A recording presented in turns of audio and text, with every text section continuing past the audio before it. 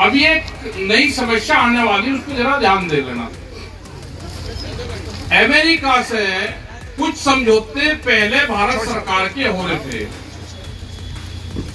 वे cancel हो गए थे दबाव में, लेकिन फिर भारत सरकार उन समझौतों की तरफ जा रही है। जो दूध का समझौता होगा वो पूरे देश के किसानों को बर्बाद करेगा। किसान नेता राकेश टिकैत ने किसानों और पशुपालकों को एक आने वाली बड़ी चुनौती को लेकर सतर्क किया है। उन्होंने कहा है कि अगर भारत और अमेरिका के बीच कोई बड़ा व्यापारिक समझौता होता है तो इसका सीधा असर देश के किसानों और पशुपालकों पर पड़ेगा।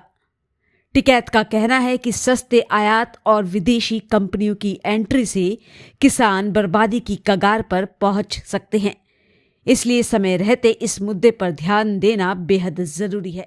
अभी एक नई समस्या आने वाली, उस पर जरा ध्यान दे लेना। अमेरिका से कुछ समझौते पहले भारत सरकार के हो रहे थे, वे कैंसिल हो गए थे दबाव में, लेकिन फिर भारत सरकार उन समझौतों की तरफ जा रही है। वो कृषि में भी समझौते हैं, वे दूध में भी हैं, वे बीज में भी हैं, वे बिजली में भी हैं। तो जो दूध का समझौता होगा वो पूरे देश के किसानों को बर्बाद करेगा। पूरे देश के किसानों को बर्बाद करेगा। जो वहां से पशुओं का फीड आएगा खाने का, ये धार्मिक देश बताते हैं, वहां पे उन गायों को मीट खुआया जाता है, वही यहां पे भी आएगा, जो फीड आएगा। क्या ये देश धार्मिक रह जाएगा? जो वहां से दूध आएगा, अगर समझौता हो जाए पूरा, वो उनकी फाइनल वो चल रही है आज और कल में। जब तक ये हाउस चल रहा है तो उम्मीद है कि हाउस में वे पास इसको करेंगे, जो हमको भी इंटरनल रिपोर्ट मिल रही है। उन्होंने कहा कि हम 30 रुपया लीटर दूध गांव में दे देंगे कोल्ड ड्रिंक की तरह। क्या अगर 30 रुपये लीटर और 22 से 30 और 25 रुपया लीटर बाहर की कंपनी का दूध आन के हमारे गांव में बिकेगा, तो क्या हमारा पशु रह जाएगा? टर्की एक देश है, वहां पर हम 30 साल पहले गए, 20 साल पहले, 12-13 साल पहले, लेकिन उन्होंने जब कहा कि हमारे 25 साल पहले यहाँ पे पूरा पशुधन खत्म हो गया, कोई एक पशु उस देश में नहीं है। क्या कोई पशु रोक लेगा? यहाँ पे हमारा पशुधन खत्म होगा, हमारी खेती खत्म होगी, बाहर की कंपनियां दूध का व्यापार करेगी, बिजली का भी व्यापार वही करेगी। एक सीड मिल आ रहा है, बीज कानून, उसका भी व्यापार वही करेंगे। एक आ रहा है बीज में भी, बीज कानून आने के बाद में एक आएगा जेनेटिकली मॉडिफाइड बीज।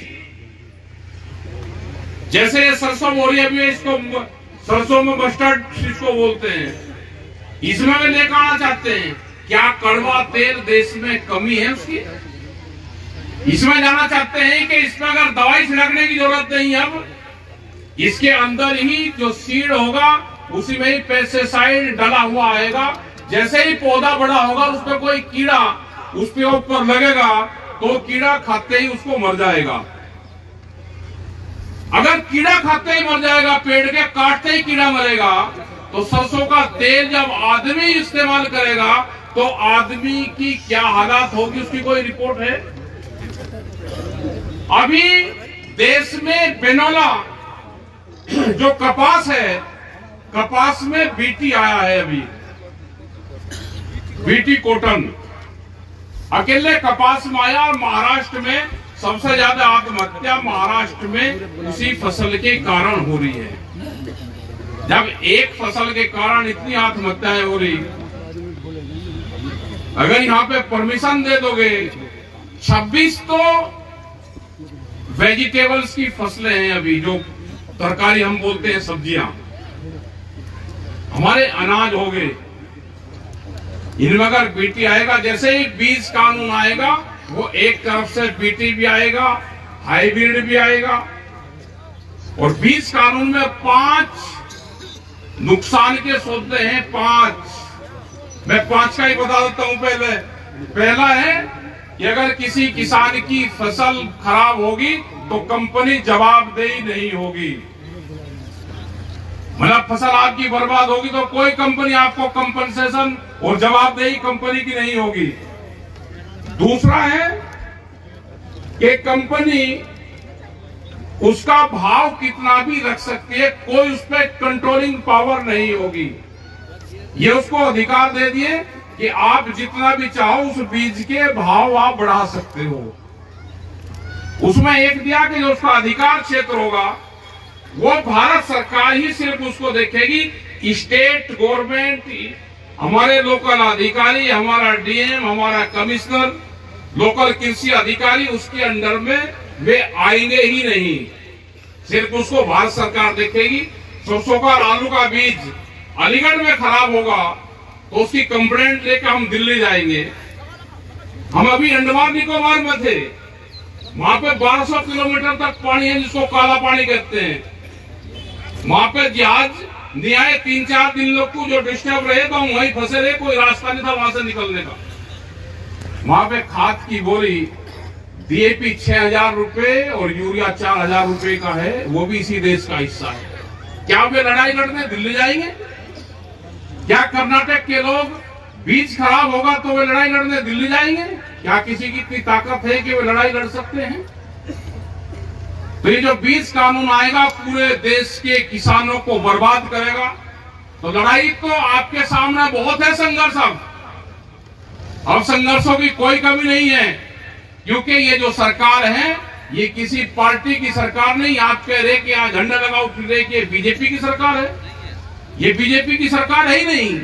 बीजेपी तो एक पार्टी है, उस पार्टी पे पूंजीवाद के गैंग ने कब्जा करा इस देश पे, उस पार्टी के माध्यम से। और आज आप देख रहे होंगे कि क्या हालात आज हो रहे हैं। सर का पसीना जब माथे को आता है वो किसान है जो अपने दम पर फसल को उगाता है। आन है, बान है, शान है, किसान है। किसान इंडिया, चलेगा हल, बढ़ेगा बल।